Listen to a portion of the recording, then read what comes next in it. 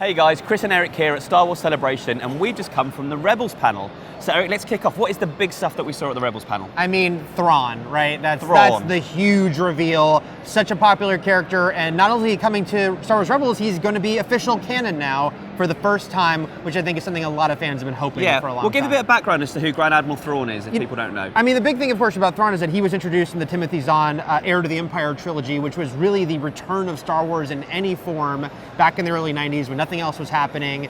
Those novels kind of kicked off the EU in a big way, and he was just sort of almost an iconic character from just those books. Yeah.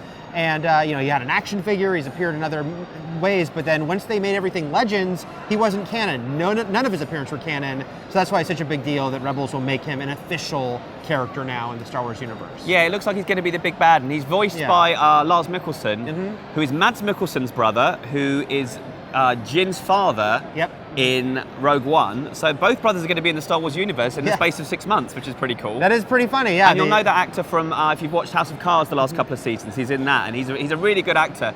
And we saw the first episode, and we heard him, and that's something frightening going on there. Yeah, I think, even the trailer, if you've seen it, it's like they give him this big introduction, and I think they know this is such a huge deal to fans who had been hoping for a long time that something like this might happen. Yeah. I'm really excited because I love those books too, and even though I'm not one of those people who sort of freaked out about it being made Legends, it's still great now to know, okay, Thrawn is kind of in the wheelhouse to play with now. Anyone can use him as Star Wars canon. Yep, agreed. What other big stuff did we see then? There's a couple more big names dropped.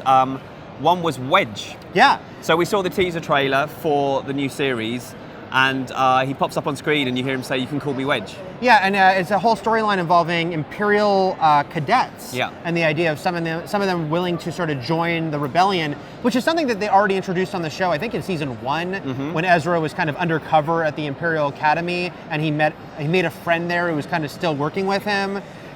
Who is not Wedge, but now it looks like we're going to meet more of these characters who are willing to jump ship.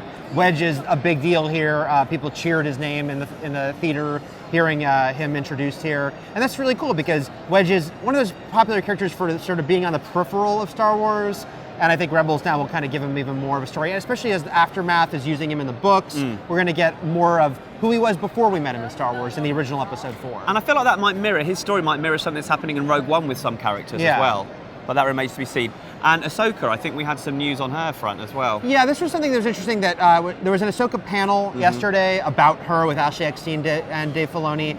And he kind of said a similar thing at the Rebels panel, which is basically she will be seen again on Rebels, but he's not saying she's alive. He's just saying in some way or the other she will be seen again, and we'll let you find out how that is, which he said specifically that it would kind of be a cheat if it was just a flashback. Yeah. So that rules out one thing, but there are many ways to see people in Star Wars even if they've died. So and someone asked if she was going to be a Force ghost, and again he said not right now. Right. He was quite mysterious about it, but he said we will definitely be seeing her again. He was playing coy, and I will add one little thing he said yesterday at the panel that was interesting was simply that he doesn't like to be swayed by sort of the fan opinion. He said that'll drive you crazy if you try to do that. But this was one time where he heard so many people, the reaction to the season 2 finale, they loved her so much, they loved the finale, that he changed his mind. When I interviewed him after the season 2 finale, he's like, I don't think we're going to see Ahsoka again on Rebels. Now we will, one way or the other.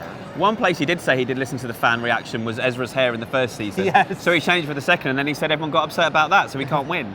Yeah. Ezra does have new hair in this season, though, doesn't he? He does. There's kind of a short trim. Yeah, short trim, which leans into sort of what's happening with Ezra and where will he go. But a couple big dramatic new looks for people. Yeah. Kanan had that really cool new look with the full beard and the mask, and Sabine, who keeps changing her hair every season, now has sort of a white and purple thing going on. And is there anything else different about Sabine in this? Well, Sabine looks like she's going to get a big season because they talked about we're going to meet people from her past. It pretty much inferred her family will be introduced. And then we saw some Mandalorians. We saw a clip, and they're in the trailer. They're very based on some of the Ralph McQuarrie sort of Boba Fett concept art that look really cool. But I think the big moment for fans is her holding the dark saber, which was introduced on Clone Wars. So it was introduced in EU years ago, but made official canon in the Clone Wars. And so this very important weapon will somehow find its way into her hands. And she obviously is not a Jedi at all, but it is a Mandalorian weapon, so that's pretty cool to see. Cool. Another character I was pretty excited about is a guy called Bendu that we met.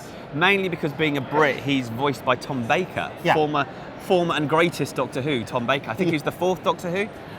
Yeah, and he looks like an amazing creature. We got to see a bit of him when we watched the episode. Yeah. He's kind of a big monstrous character who they said isn't really on the dark side or the light side. He's somewhere in the middle. Like, he's very powerful with the Force and Yeah, I thought that was really intriguing because Clone Wars once in a while got a kind of a little metaphysical, and there was a storyline on a planet called Mortis that introduced almost physical embodiments of the light side and dark side of the Force. And this feels like an extension of that. The idea that there are these creatures out there that really embody the Force. The Force is in all living creatures, but there are some that really sort of harness it and are almost like full of it. And he seems like a new way of dealing with it. And the fact that he is somewhere in between and has no allegiance. Yeah. That's a really cool thing. And they said he's going to have a big influence on the crew. Yep. And also, as was pointed out, he's the second Doctor Who in the animated universe because David Tennant lent his voice to Clone Wars. Yes, indeed. Yep. Geeky fact. We saw a bit of Darth Maul as well. Yeah. His character, I think, is going to be a bit expanded in this series. A lot to do with him and Ezra, trying to take Ezra under his wing, trying to influence him. Yeah, and they also talked on the panel about the fact that Maul keeps kind of trying to build up his power only to lose it at Phantom Menace, then on Clone Wars, and now again on Rebels. But I will say they showed a clip, which you can watch right now on IGN.com, that shows Maul very much seeming to be in control and holding all the cards. So at some point this season, things definitely seem to be going well for Maul. Yeah, but Dave Filoni said that as it starts out, he's really confused about where he fits in life, what his purpose is, and so it's him trying to find his own path. So. Yeah, and he did say that Maul is not, he's not a Sith anymore. He's not calling himself Darth Maul, but at the same time, he's probably not someone who can truly be redeemed. So I think he's going to himself. Looks like the season will be about a lot of that sort of ambiguous characters, who are existing in between. As for the other little bits and pieces that were said, Maz Kanata. Yeah. Someone asked a question about whether she could appear in Rebels, and he didn't say no. Did he? Well, it was funny because there was two major will you introduce these character questions. One was Mara Jade, one was Maz Kanata. Yeah. Mara Jade, he said probably not, which is pretty definitive. Maz Kanata, I think he said that'd be great. He said, I'll tell you exactly what he said. He said that's a really good idea. There you go. Yeah. And he did follow that by saying, hey, that's not a promise, but that answer and his sort of enthusiasm makes you think there's got to be a good chance that we're going to see her. Agreed. We'll find out. So when is Rebels airing? This fall. They did not give a premiere date. No. I thought they might. All we know is sometime this fall it'll be back. Cool. And if you check to IGN, Eric's spoiler-free review of the first episode will be online soon. So that's it from today. But we'll be at Star Wars Celebration on weekend, so keep it here for all your Star Wars needs.